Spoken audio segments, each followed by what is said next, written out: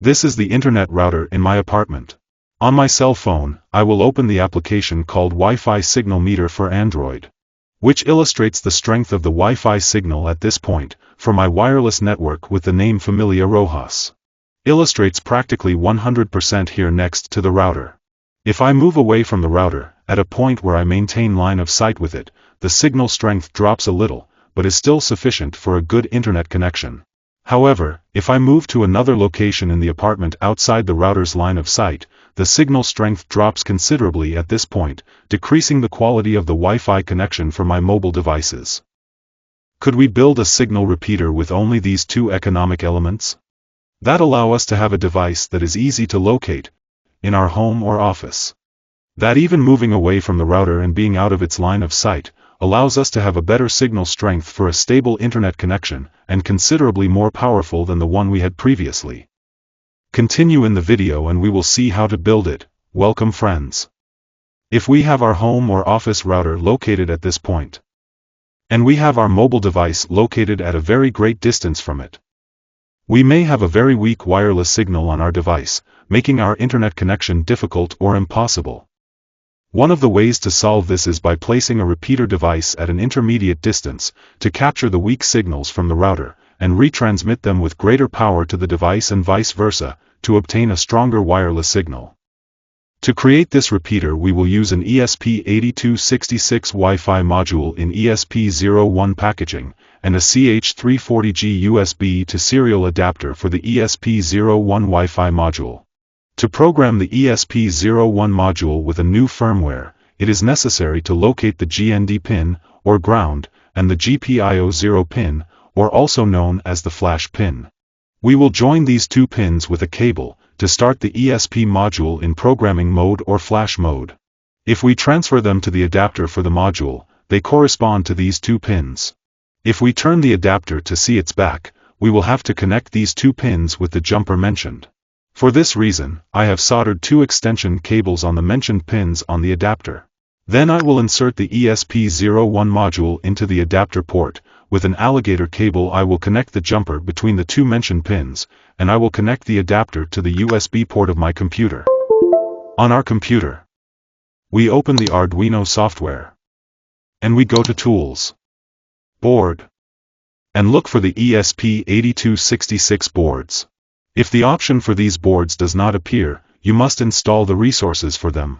If this is your case, we go to File, Preferences, and open the URL of the board manager. We click on the link to list the URLs for unofficial Arduino boards. An internet window is displayed, with a list of resources for boards from manufacturers other than Arduino, organized in alphabetical order. We look for the resource corresponding to the ESP8266 boards, and once we find the ESP8266 community, we copy the corresponding link and paste it into the URL manager, separating it with a comma from the URLs that are already registered here. We click Accept, and then Accept. Once the download of the resource pack is complete, we open the board manager, and in the search bar we write ESP8266. And in the results, we will find the resource to program this type of boards. We click on Install.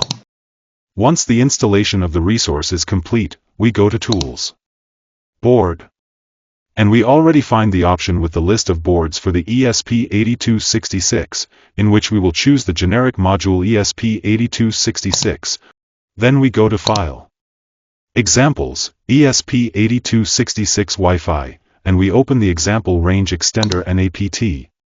This is the code that will allow us to create a repeater or range extender for our Wi-Fi wireless network. Code in which you will edit only two parameters: the SSID or identifier of the Wi-Fi network of your home or facility, and the password to access it.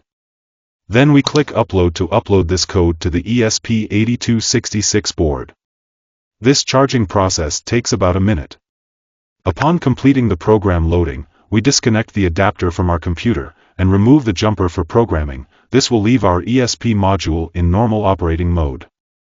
We open the serial monitor of our Arduino software, ensure that the transfer speed of the monitor is configured at 115,200 baud. And we connect the adapter to the USB port of the computer again. From this moment, we will receive control messages sent from our ESP module, where we can realize that there is a new Wi-Fi network with the name of our network, plus the word extend. This will be the name of the network with which we will recognize our wireless repeater. From this moment we can remove or unsolder the jumper cables that we use to program the module, and voila, we have our fully functional Wi-Fi repeater.